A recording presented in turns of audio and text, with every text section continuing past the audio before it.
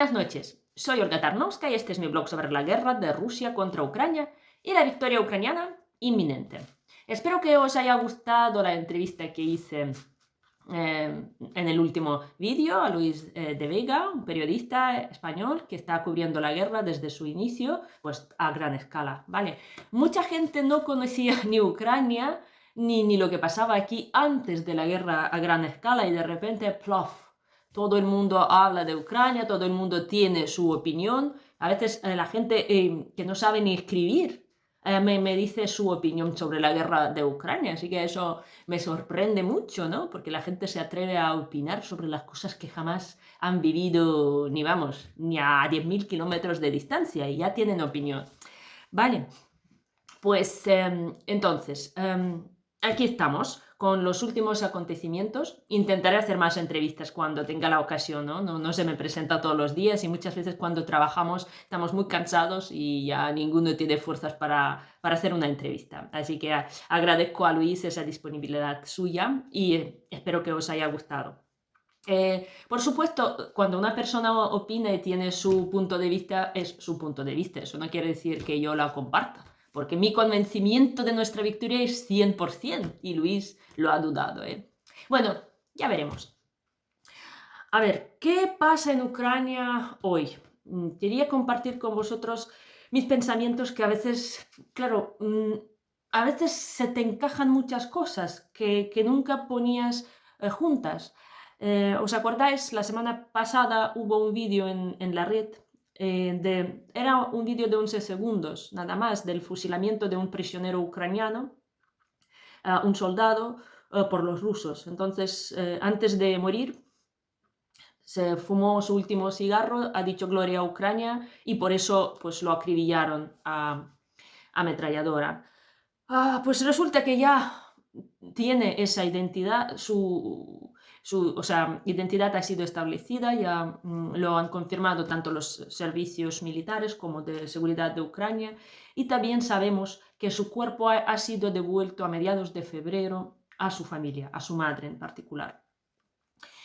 Entonces, cuando yo pensaba en esto, muchas veces, ¿no? Ucrania lleva el intercambio de prisioneros, yo qué sé, cada 2 semanas, a veces cada semana hay una cantidad de prisioneros que intercambiamos con los rusos, ¿vale? Y muchas veces, pues por ejemplo, dicen, "No, son 120 personas que han sido intercambiados". Y también ponen en línea pequeña y también han sido devueltos, yo qué sé, 25, 30 cuerpos de los soldados ucranianos fallecidos, ¿vale? Y yo jamás he vinculado esos cuerpos al intercambio de prisioneros. Y después de ver este vídeo yo entiendo que estos cuerpos son los prisioneros ucranianos ejecutados por los rusos. O sea, los rusos no cogen los cuerpos de estas personas en el campo de batalla, aunque Ucrania creo que paga por cada cuerpo, devuelto, paga una cantidad a los rusos, ¿no? Como que un peaje, un transporte, una repatriación. Entonces todas esas personas que vuelven como cuerpos han sido cogidos como prisioneros militares. ¿Vale? Y es tremendo, ¿no? Porque a veces las cifras de cuerpos intercambiados son hasta un tercio de los prisioneros, ¿no? Una cuarta parte casi siempre. Y es algo espeluznante, ¿no? Saber que ellos cogen a las personas como prisioneros y los ejecutan. Y por casualidad nos llegó un vídeo, pero son centenas de personas ejecutados como este soldado por los rusos. Vale, y es algo que a mí me descolocó otra vez. Bueno, ¿qué más? Este hombre ha sido condecorado por nuestro presidente ayer como héroe de Ucrania porque es un héroe de verdad. Es una persona que ni sabía que algún día se verá su ejecución. O sea, él no actuaba. Él simplemente decidió morir así. Y con esa muerte tan digna y tan fiel a su patria, él pues nos arrancó el corazón, por decirlo de alguna forma, ¿no? Entonces, me imagino que hay muchas personas que mueren con esas palabras, solo que hemos sido testigos de una sola muerte. Y yo espero que esta muerte no se olvidará nunca. Mm. Entonces, ¿qué tenemos? Tenemos Bakhmut. Eh, Más o menos, Bakhmut hoy en día son 50% Ucrania y 50% Rusia. Hay una cosa que es el río, ¿vale? Que separa la parte ucraniana de la parte rusa. Los rusos intentan hacer unos alicates para rodear los ucranianos, pero los ucranianos cada vez los desmontan porque tienen también sus propios alicates laterales. Entonces, ni los rusos acaban de avanzar mucho, aunque a veces toman alguna que otra posición, luego la dejan, ni los ucranianos pueden recuperar esa parte que ya está ocupada por los rusos. También hay una cosa curiosa de lo que no hemos hablado, y que es un significado psicológico de Bakhmut. ¿Os acordáis de la defensa de Mariupol? Cuando en Mariupol ya no quedaba nada, estaban ahí arrinconados los de Azov y las fuerzas ucranianas militares que quedaban en una fábrica, pero seguían luchando, ¿no? Y la gente estaba como flipando cómo es posible que ellos luchen saliendo de aquellas catacumbas e intentando hacer cualquier daño a los enemigos. Entonces era como nuestra inspiración, los héroes de Azovstal. Y ahora es Bakhmut nuestra inspiración, ¿no? Es decir, una ciudad que ya está hecha una ruina, pero no se rinde.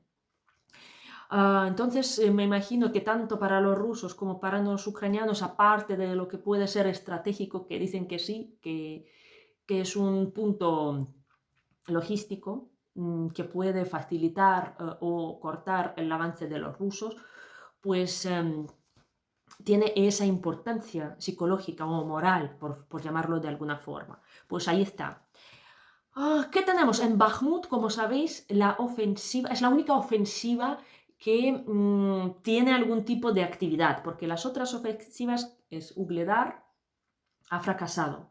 Entonces, en Bakhmut está el ejército privado Wagner y en otras partes son las fuerzas, digamos, regulares rusas. Dicen que el problema del ejército ruso desde que se metió Prigozhin con su ejército particular es la falta de un solo jefe, ¿vale? Y entonces como que se desmembró esa estrategia ofensiva y cada uno intenta aprovecharse políticamente de sus victorias, ¿no? Como Prigozhin, que se ofreció como la gran alternativa al ejército regular, pues cuando tenía toda la cobertura y toda la munición que necesitaba, pues avanzaba, pero cuando ellos ahora están equiparados al ejército regular ruso, ¿no? O sea, tienen la misma cantidad de armas, municiones y cobertura de artillería que el ejército, que para ellos es insuficiente porque están acostumbrados a tener mucho más y siempre. Entonces, ahora mismo el ejército de Prigozhin tiene 2 veces más munición y artillería que tenemos los ucranianos y ya se queja. Y ya dice que es tremendo, que ellos están aquí tirados. O sea, luchan con 2 veces más de cosas que Ucrania y encima se quejan. Vale. Entonces vamos a ver cómo evoluciona aquello, porque desde luego este ejército particular ha sido diezmado y lo que dicen ahora es que Rusia sigue enviando trenes para prisioneros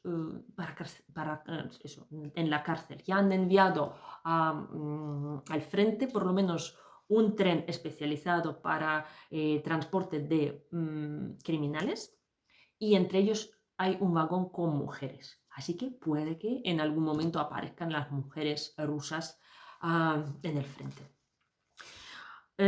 Otra cosa curiosa. El presidente ucraniano recibió una petición popular para renombrar Rusia, para que Ucrania use para designar este país, que nos robó el nombre, ya os lo he dicho en algún vídeo, podéis ver,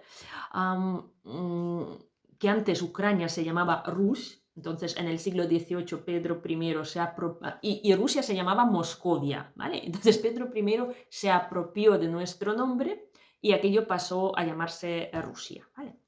Entonces, ahora quieren volver a llamar a Rusia como Moscovia, ¿vale? Y todo el mundo se cachondea de esa petición, Zelensky la mandó estudiar, analizar, pero es una cosa curiosa porque políticamente ya como que marca el camino de desintegración de Rusia, porque realmente las tierras aquellas que están alrededor de Moscú son Moscovia, y las otras repúblicas que han sido anexadas o poquito antes o poquito después tienen su propia identidad, ¿vale?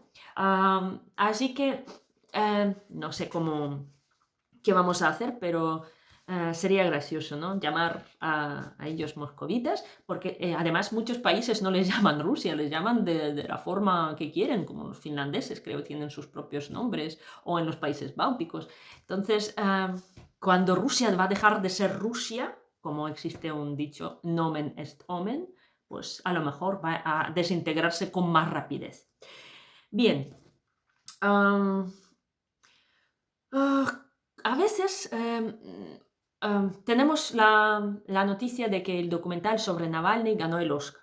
En Ucrania esto nos ha molestado, básicamente porque Navalny es un imperialista, igual que Putin, que también estaba a favor de la conquista de Crimea, ¿vale? Y de la expansión rusa así imperialista. O sea, para nosotros no hay mucha diferencia entre Navalny, que es neoliberal, y Putin, ¿vale? Ya lo he dicho, lo voy a repetir.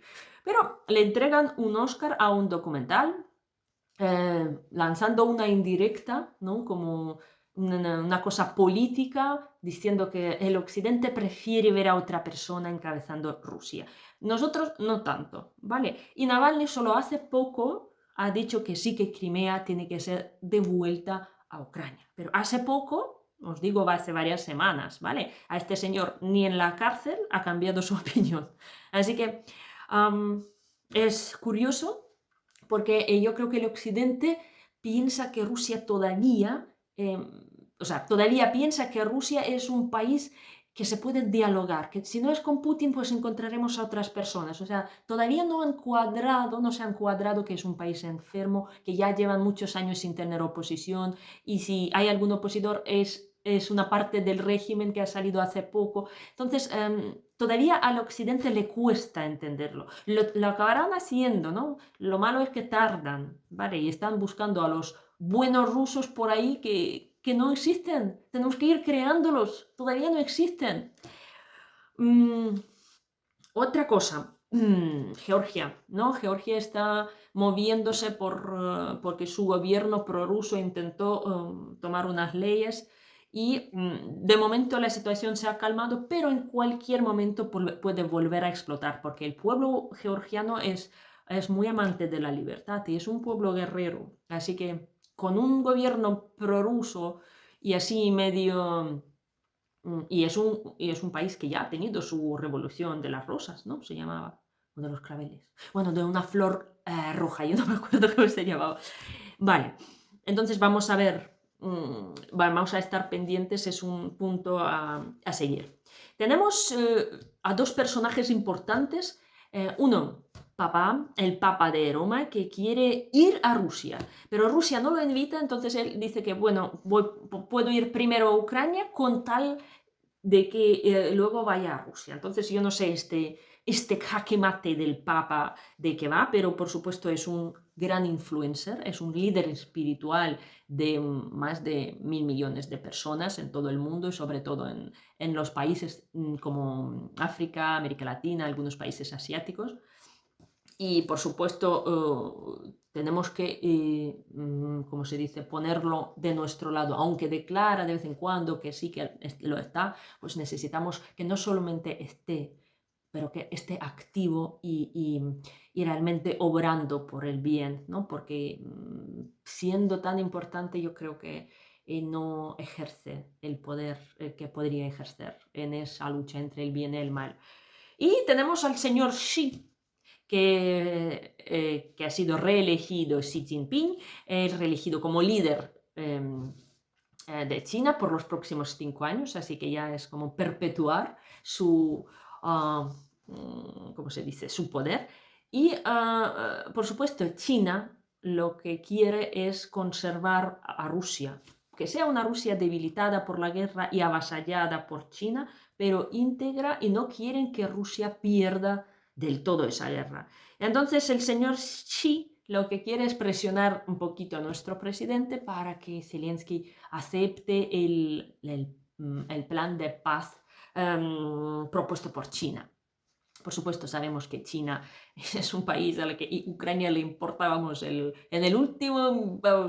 el último mono en sus preferencias, ¿vale? Pero claro, es un país importante, es un país que dialoga con Rusia, que puede presionar a Rusia, entonces Zelensky a su vez tendrá que hacer un juego de cintura, bueno, la gente que lo asesora, para no, ¿cómo se dice?, estropear su relación con los Estados Unidos, que ahora es el rival principal de China. O sea, tenemos dos polos ahora, desgraciadamente, en este mundo de influencia.